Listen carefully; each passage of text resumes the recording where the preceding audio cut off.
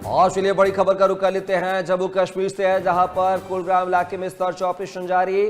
केलाम में हुए आतंकी हमले के बाद सर्च ऑपरेशन को तेज किया गया है। कल आतंकियों ने 2 प्रवासियों को गोली मारी थी। लश्कर के आतंकी संगठन टीआरएफ ने इसकी जिम्मेदारी ली है। तो जम्मू कश्मीर से खबर है, जहां पर कुलगाम इलाके में सर्च ऑपरेशन लगातार जारी है। केलाम में हुए आतंकी हमले के बाद सर्च ऑपरेशन चलाया जा रहा है। कल आतंकियों ने 2 प्रवासियों की गोली मारी थी, जिसमें से एक की मौत हो गई थी। लश्कर के आतंकी संगठन टीआरएफ ने इस पूरे हमले की जिम्मेदारी ली है। तो जम्मू कश्मीर के केलाम में हुए आतंकी हमले के बाद सर्च ऑपरेशन को तेज कर दिया गया है। कल आतंकियों ने 2 प्रवासियों को गोली मारी थी, जिसमें एक की मौत हो गई थी। और ताजा अपडेट्स आपको बता दें कि जो घायल अवस्था में इलाजरत था, उसकी भी मौत की खबर आ रही है। तो ये बड़ी जानकारी आपको बता रहे हैं, जहां पर कल केलाम में हुए जो आतंकी हमले में 2 प्रवासियों की मौत हो गई है। एक की तो तुरंत घटनास्थल पर हुई थी और एक जो अस्पताल में जिंदगी और मौत के बीच में सांसें गिर रहा था, लेकिन इलाज के दौरान उसकी मौत की खबर भी सामने आ गई है। तो आप देख सकते हैं किस तरीके से निहत्थों ने 2 प्रवासियों की जो है गोली मारकर हत्या की है।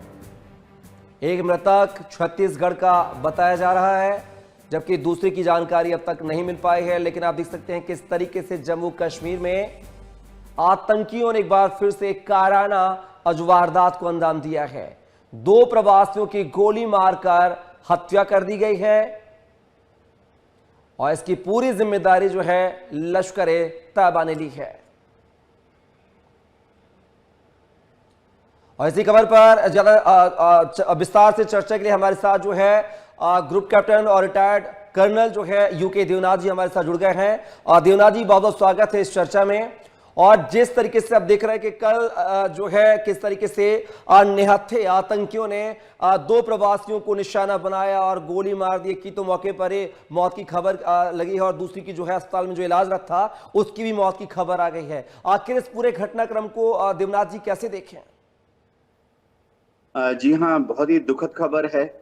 आपके चैनल के थ्रू मैं जो उनके परिवारजन हैं उनको अपनी संवेदना भेजना चाहता हूँ।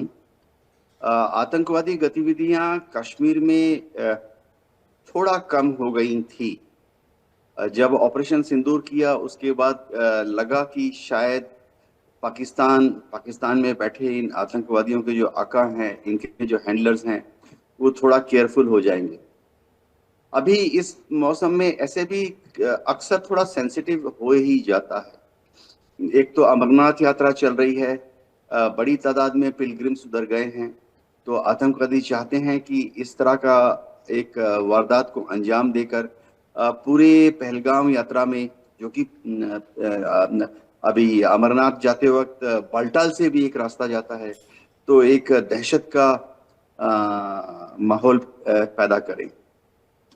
दूसरी बात यह है कि ये भी एक ट्रेंड देखा गया है कि हर साल जैसे ही अगस्त का मौसम आता है, तो 15 अगस्त आज़ादी का जश्न, इस तरह की हरकतें इनके जो हैंडलर्स होते हैं वो एक्टिवेट करने के लिए बोल देते हैं। दूसरी बात है, अभी तो काफ़ी साल हो गए हैं, 7-8 साल हो गए हैं, लेकिन 5 अगस्त को भी ये आतंकवादी इस तरह के घटनाओं को अंजाम देने की कोशिश करते हैं, लोगों को याद दिलाने के लिए कि कश्मीर से धारा 370 को हटाई गई थी।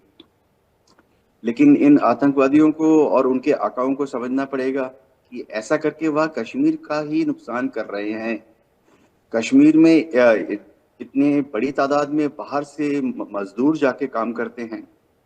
कश्मीर में चाहे सैफरॉन की खेती हो, चाहे सेब की खेती हो, बड़ी चावल की खेती हो, सब जगह पर कश्मीर के मेहनती लोग तो काम करते ही हैं, लेकिन साथ साथ में बाहर से सीजनल माइग्रेशन में बड़ी तादाद में लोग आके काम करते हैं।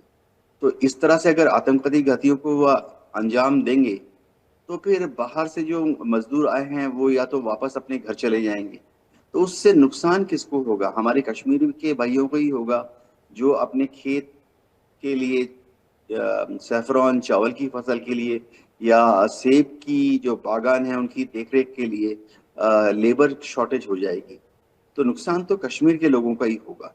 जी देवनाथ जी, जिस तरीके से ये घटनाएं सामने आ रही हैं, किलिंग की घटनाएं सामने आ रही हैं, इसके पीछे की वजह क्या माने? क्या आतंकी एक मैसेज देना चाहते हैं जो दूसरे राज्यों के हैं?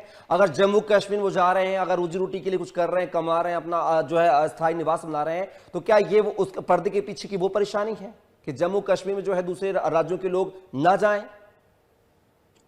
हाँ, देखिए, इन आतंकवादी जो हैं इनको अपने पाकिस्तानी आकाओं से हुक्म मिलता है कि कश्मीर का मुद्दा अलाइव रखो, और कश्मीर का मुद्दा जिंदा रखने के लिए एक ही तरीका है कि बीच बीच में दहशतगर्द वारदातों को अंजाम दो। बाहर से जो लेबर जाती है, ये तो दहशतगर्दों को पता होना चाहिए कि कश्मीर में करीबन 50,000 60,000 लेबर की दरकार पड़ती है सीजनल बेसिस पर। जब सेब की फसल को हार्वेस्ट करना होता है, पैकेजिंग करना होता है, चावल की बुआई हो रही होती है, या जैसे सेफ्रॉन की खेती में सेफ्रॉन के फूल को साफ करना पड़ता है, तो कश्मीर की जो इकोनॉमी है वो कोलैप्स हो जाएगी अगर बाहर से लोग नहीं जाएंगे। तो ये जो अचानक से इतनी बड़ी तादाद में काम करने के लोगों की दरकार पड़ती है, वो अगर बाहर से नहीं जाएंगे तो कश्मीर की इकोनॉमी ठप पड़ जाएगी। ये दहशतगर्दों को और उनके जो लोकल हैंडलर्स हैं उनको पता होना चाहिए। जी। देवनाथ जी, लेकिन जिस तरीके से जम्मू कश्मीर हम देखते हैं कई बार जो है अमूमन घुसपैठ की जो है घटनाएं सामने आती हैं। अभी हाल ही में कुछ दिन पहले भी एक जो है जम्मू कश्मीर का ही निवासी जो है, बात किया है तो रेकी करते हुए, मतलब जो आतंकियों के पनाहगार के तौर पर सामने साबित आया, तो उसकी गिरफ्तारी हुई थी। तो लेकिन कहीं ना कहीं हमें कह सकते हैं कि पाकिस्तान इस पूरे पर्दे के पीछे है, जो इस पूरे घटनाओं को अंजाम दे रहा है, कहीं ना कहीं दहशतगर्दी पर उतारू है। तो जो पाकिस्तान अपने पीएको के नहीं इस्तेमाल पा रहा है, जहां पर हालात बद से बदतर बने हुए हैं, वो इस तरीके की जो है कोशिशें क्यों करता है? पहले अपने घर को तो संभाल ले वो। हाँ, देखिए, पाकिस्तान में जो आर्मी है, आईएसआई है, वो अब तो पीएमएलएन की सरकार है, शहबाज शरीफ की सरकार है। ये जब भी पाकिस्तान की आम लोगों का ध्यान उनके आंतरिक परेशानियों से दूर हटाना चाहते हैं, तो उनको भटकाने के लिए भारत में दहशतगर्द वारदातों को अंजाम देते हैं। इससे जैसे अभी पीओके में जेएसी की मूवमेंट चल रही है, हजारों लाखों लोग सड़कों पे उतरे हुए हैं। फायरिंग में अब तक 42 से ज्यादा लोगों की मौत हुई है, 200 से ज्यादा लोग घायल हुए हैं। तो उनसे जो पीओके के लोग हैं उनका ध्यान भटकाने के लिए ये बिल्कुल। इस तरह के वारदातों को अंजाम दे देते हैं इंडिया के अंदर, हमारे इंडिया वाले कश्मीर के अंदर। तो ये इनकी गहरी और बहुत ही सोची समझी चाल है। हमें बहुत केयरफुल रहना पड़ेगा। अमरनाथ यात्रा चल रही है, हमें बहुत केयरफुल रहना पड़ेगा। 5 अगस्त को ये हमेशा धारा 370 को लेकर जल से प्रदर्शन करने की कोशिश करते हैं, धमाके करने की कोशिश करते हैं।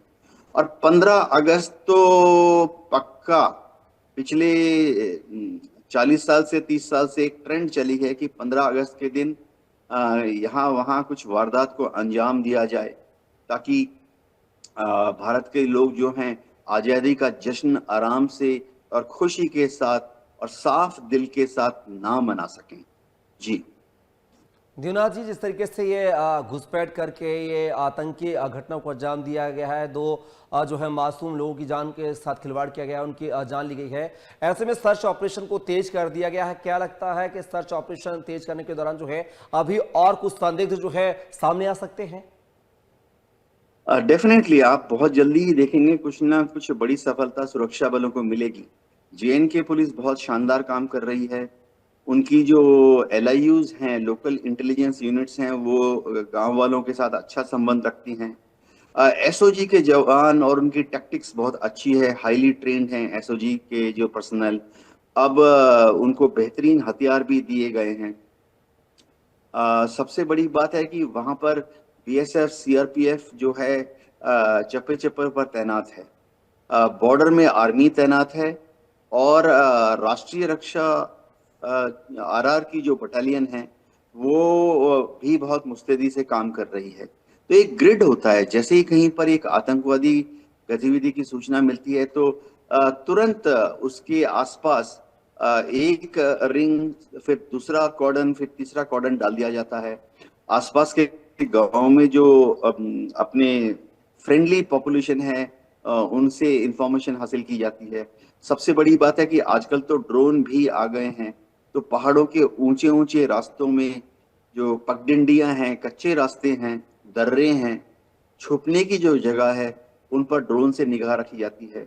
कई बार ये देखा गया है कि आतंकवादी ऐसी दहशतगर्द वारदातों को अंजाम देने के बाद पहाड़ों में, जंगलों में जाके सुरंगों के अंदर, नेचुरल सुरंगें होती हैं, केव्स, 10 फीट, 20 फीट, 30 फीट गहरी, उसके अंदर छुप जाते हैं।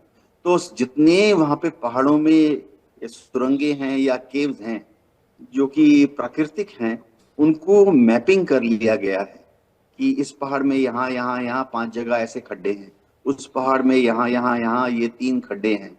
तो जैसे ही ये दहशतगर्द कोई वारदात करते हैं तो तुरंत JNK पुलिस और SOG के जवान जाके उन पहाड़ी दर्रों में, पहाड़ी सुरंगों और खड्डों के अंदर देखते हैं कि कोई आतंकवादी मूवमेंट तो नहीं है, कोई उसके अंदर छुपा तो नहीं है।